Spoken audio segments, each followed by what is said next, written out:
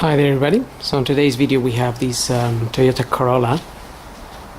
This is a 2006 and I'm just gonna be showing you how to replace the air filter.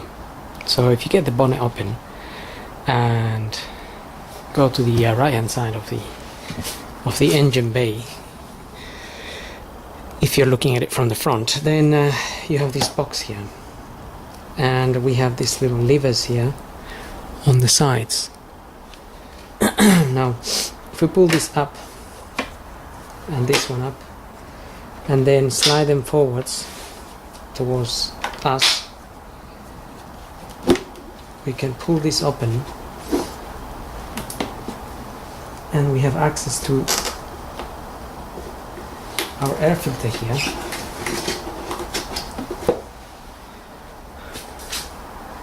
So when you get your new one, just it's basically the reversal of removal.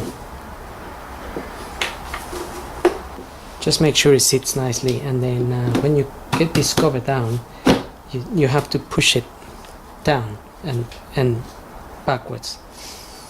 You can then move your little clips and clamp them on, and that's pretty much it.